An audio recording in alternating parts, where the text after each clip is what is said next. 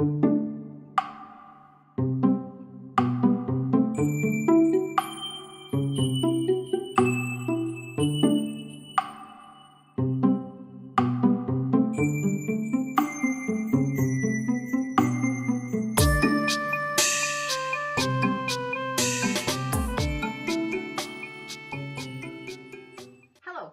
and welcome back. I'm coming today to you with always from my amazing studio, but with a bit of a beaner bonnet because I've been writing a short story lately. I've been working on this short story for quite a while, and it's a short story that started with actually my journaling and the concept that it is behind writing and journaling. Sometimes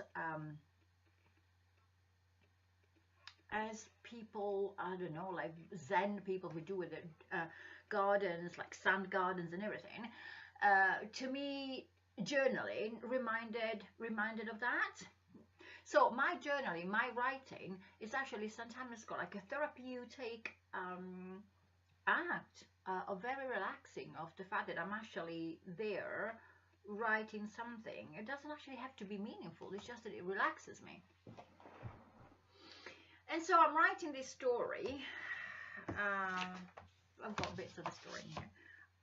About, I don't know, about how it's the scratching on the ivory paper, and then it's like seeding, it's like plowing and seeding.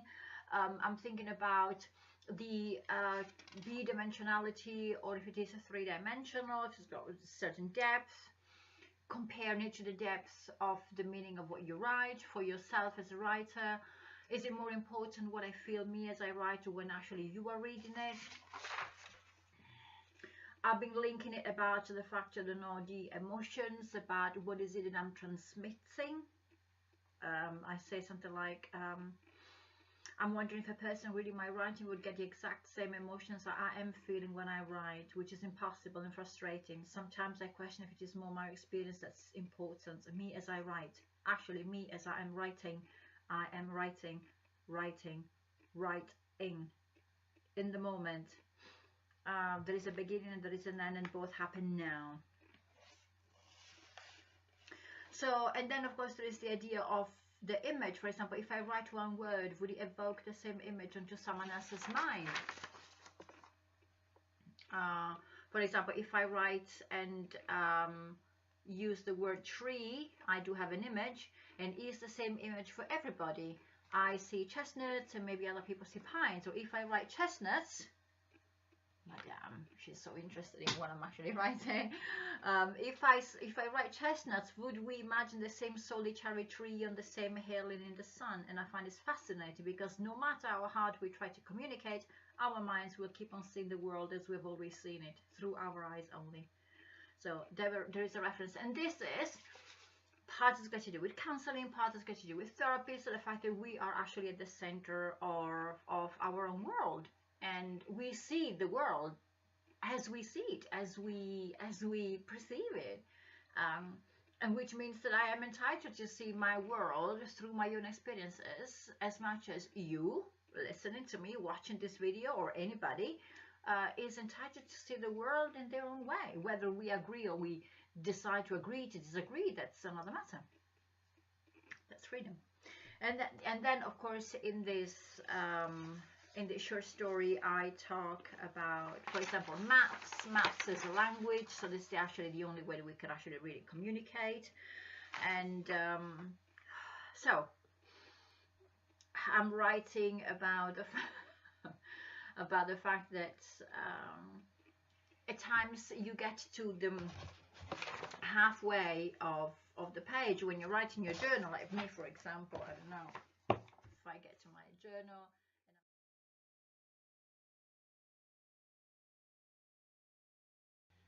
So if I'm actually getting to halfway of the page, I'm thinking, oh my God, what happens when I'm going to get to the end of the page? I've got to write 3 pages. Do I keep on writing because I've got more stuff to do and stuff that I want to say? Or should I actually start where the page imposes its end, even if the sentence is not finished, or even if a word is not finished, you just finish there. So there was a lot of philosophical thinking for me, and I really like my philosophical thinking. And then I go and read about this thing allegedly called hypergraphia, which is people who write a lot, people who actually somehow write too much. And there's been basically the description of the people who write a lot as, and how much is a lot? I mean, is my 3 pages, or if one day I do 7 pages or 12 pages, is a lot? Because it says basically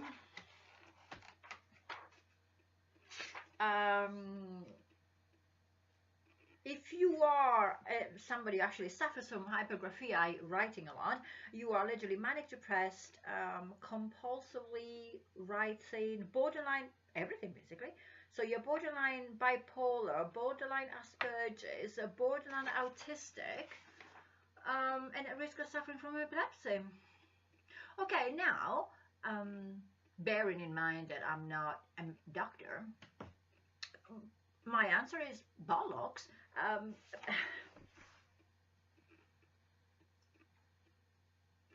What really bothers me are the labeling. Do I feel that I'm manic depressive? No.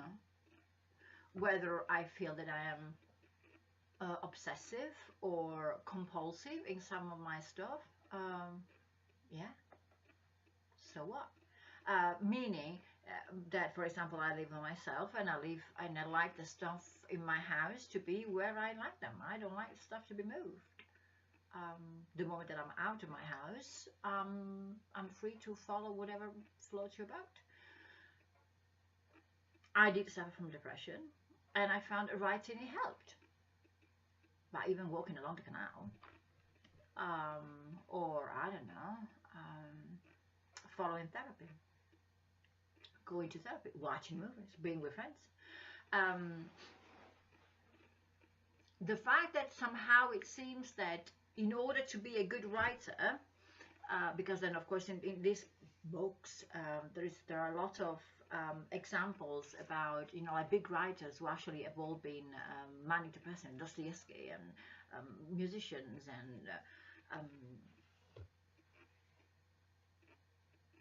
and that you do have to suffer from depression and some kind of mental illness if you want to consider yourself a poet. I think that diminishes a lot the quality of creativity. Why do we have to be all depressed? We are not depressed. I'm not. I did suffer from depression. Correct myself. I didn't suffer from depression. I wasn't a depressed person because I think I was melancholy. I was sad, and I was scared. Did I suffer from anxiety? Yes. Did I suffer from panic attacks? Yes. Does this mean that it makes me a manic depressive compulsive if I'm writing some days 6 pages of my journal? No. What does it make it writing too much?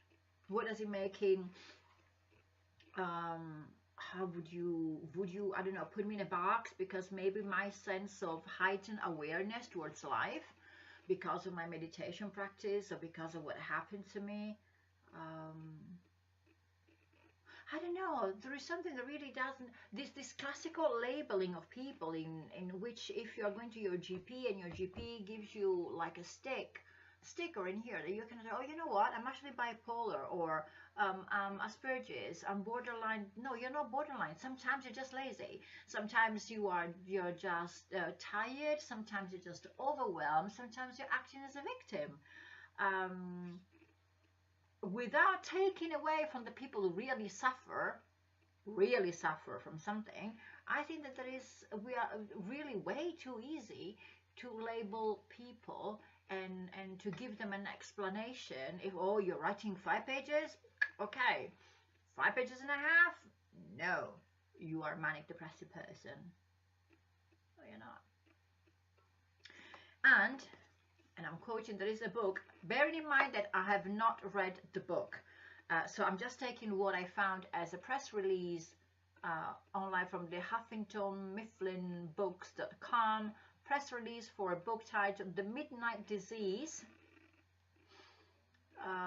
by Alice Weaver Flaherty. And she's talking about the drive to write, writer's block, and the creative brain. And she's a neurologist, and she went through her own phases of bereavement, writing after bereavement, and everything. And she believes that her manic hypergraphia, this is the sight of a computer keyboard or a blank page, gave me the same rush that drug addicts get from seeing their freebasing paraphernalia. And then she says, of course, she makes the comparison, for example, Sylvia Plath. Sylvia Plath is, I don't know if you don't know her, she was an amazing poet, wife of Ted Hughes, who actually were living about an hour drive from where I am. And she committed suicide, and here she said that her poetry was dramatically affected by her menstrual cycle, a sign of bipolar disorder. Really? I don't know. That to me sounds a bit like, really? And at the end, says you don't have to be sick to be creative. Thank you very much. But many very creative people are also very healthy. Okay. Illness and suffering can be the drive behind creative work too, and the unusual perspective of people with mild mental illness sometimes aids their creativity. The word aids. So does it mean that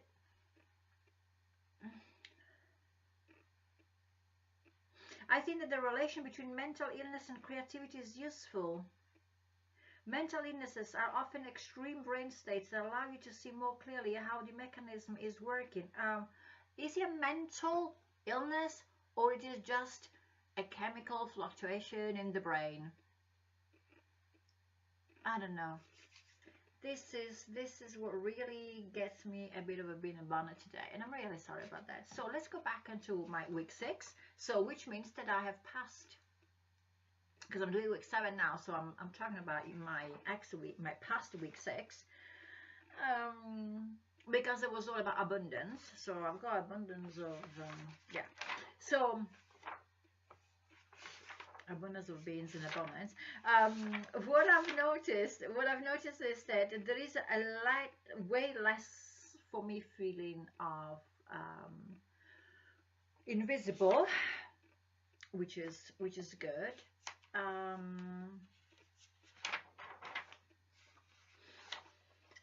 I felt that there is a lot. I was talking to a colleague of mine, a counselor like me. We studied together. We've been working together. She's absolutely a lovely girl. And I was listening to her story now, the fact that she's struggling.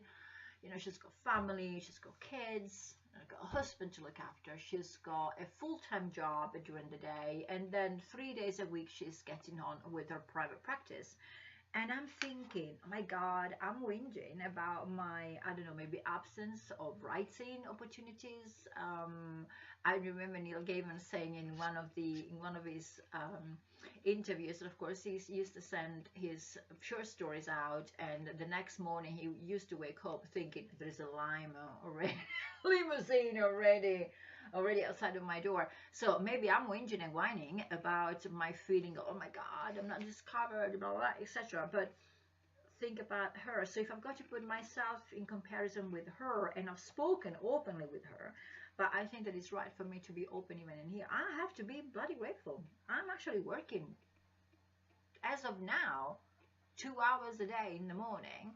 I'm doing a lot of other bits and bats, don't get me wrong. So my work means that I've got also to work a lot in the afternoons. I'm preparing my sessions, I'm studying a lot, I'm checking stuff, I'm checking on myself, I'm going to therapy myself, I'm going to supervision myself. There's a lot of stuff going on, volunteering in the centers, etc. So it's not that I'm just doing 2 hours and then I'm just twiddling my thumbs. But I've got an abundance of time, loads of time. I've got an abundance of space because I live with Madame Virginia. in here. So I've got an abundance of space. I've got the whole of the town that I could actually go out. Here in Blackburn, I could go, and I'm going. I'm going to the library every Monday. I'm doing stuff. I've got an abundance of silence, which I love. My neighbors, the house is empty, so I'm not the kind of person who's got like music on or TV on or radio on. I've got an abundance of silence, which really helpful for writing and studying in my kind of work. I've got an abundance of ideas, and I've got an abundance of freedom. So basically, I actually have everything. So one of the things that I'm wondering is I should actually start really to say, you know what, I'm actually grateful. This situation that I'm in could end tomorrow. I could stop working for any reason, and I find myself then in the predicament of having to find another job that pays me enough money to actually live and sustain myself. So the week of abundance made me realize that I've got a lot. Don't get me wrong, I think I deserve every of that, and I think that I've sweat enough to get to this point. If I compare especially myself how I was last year this time, I was doing the same job that I'm doing now by less hours. I was doing college. I was supporting myself cleaning toilets and factories in the evenings in order to pay college. I was all over the place. I had no money. I was really, really bad. I was really depressed. Not depressed. I was really, I had a lot of anxiety, a lot of questions about the future. I thought that I couldn't make it. And then in the end, I'm here and I made it. So, yeah. I really have got a lot. So,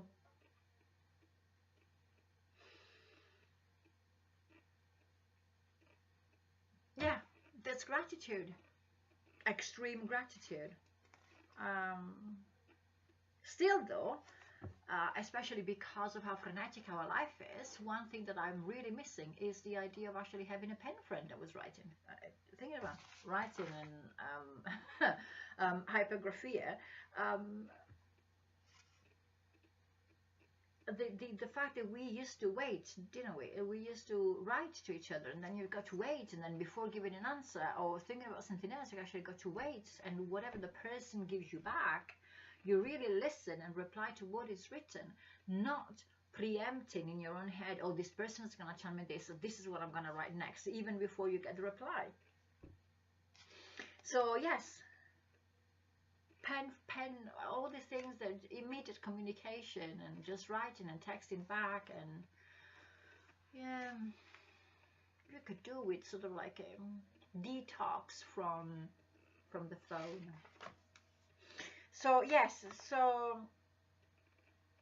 then something else happened about well, this is a bit private, but I got to a very good place about something else that that went on in my life. What I'm really happy about is I double checked some of the stuff that went on through the week. I did my new moon celebration, which means that if you remember that I did the Brigid knot on Imbolc. So on Sunday afternoon, when at 2:54, 2:58, when there was new moon and the cycle of the new moon year, basically lunar year. So I burned everything, and then I did all my socks, etc. So there was a lot of letting go, which was like, oh, you know, I'm not actually having to worry about anything. This is what I really want. This is what my desiderata. I did it for Candlemas. I did it for Imbolc. I wrote all this stuff. I created a knot because there was really what I really wanted. There was really a lot, and then I just let it go. And synchronicity and coincidences. What happened is that I've sorted a lot with communication with a couple of people that I've lost along the way. So we just reconnected again, which was really good. I felt, and I wrote here, feels like Pandora's box, the positive of Pandora's box, has been opened finally, and something in me has definitely changed. And there is like no going back to the person that I was before. And that it's quite an incredible feeling. It's like I finished week 6. which means that I'm past now the hump of the 84 days, because today for me is day 40, I can tell you now, 45, so day 42 was halfway, and I feel that I can look back not only to how I was 6 weeks before, but how I was as an artist, as a writer, as an author, and this has been stuck with me for 6 weeks, bearing in mind that I started using the pages and the morning pages. I started doing it well before to see if it actually was working, before actually I started to do the morning pages. So I had an extra 3 weeks before. So yeah, I got some connections. I remember when I wrote that email for work, when I sent it out, it was in bulk, the not that night, and then I sent the email out. And the email that I was hoping to get extra job and everything into a different way, and I didn't get it. But at the same time, I got actually a text message from somebody whom I've been working ages ago, and says, "Can you please get together and work again?" So you see, we are expecting abundance, work, whatever we're expecting in a definite way, and then it actually comes wherever it needs to come. I've met new people at the library working, which is good. I'm reading this. It says, "A book is never finished, neither in writing nor in reading. There is always something more. You just stop writing it and you let it go." And this is really true. You get to the point in which I got some feedback on my short story, something cool. I got some feedback today, and it's been nice just to remember that when I've opened the feedback, I thought, okay, take it as a feedback on the work, not as a feedback and a criticism on yourself. And then I sat there and I thought, and I took in the feedback, and I thought, you know what, I understand this, but I'm not sure if I follow the example, or I understand this, but I'm not going to do it, or I understand where it comes from. Yes, he's right, I'm going to actually change something. Has been so rightly creative. So yeah, all is good. I think that's it for today.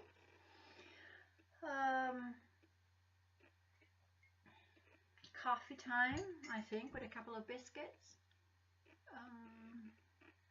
And I think that today is one of the days. This week is going to be, it's the week of a sense of connection. And I think that also the dream I had, I've been dreaming about family members. I've been dreaming about me on a journey, stopping like sort of like an on the way, sort of like change of planes and whatever, and meeting other people, and then forgetting the time of the plane, missing the ticket, losing the ticket. So I've got to pay attention, that I've got actually to be and do what I really, really like for myself, and not letting other people take me away from my A to B.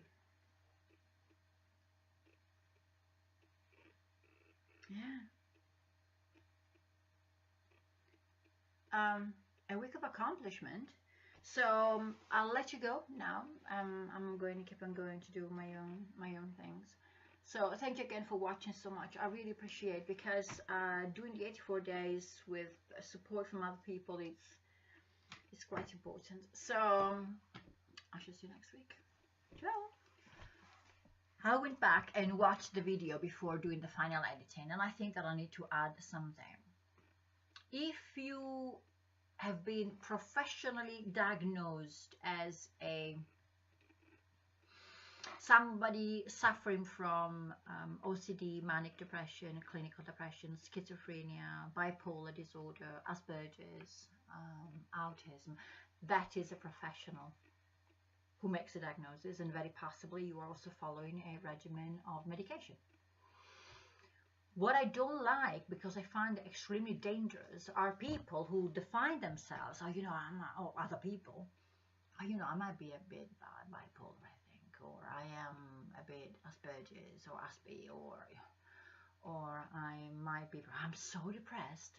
Those are the kind of like $5 million words. What does it mean to be depressed? Unless there is a clinical depression, unless there is a diagnosis of depression, you very possibly are extremely sad, are melancholy, are suffering from anxiety, are really just sad. We really got to pay a lot of attention with labelings. And that doesn't mean that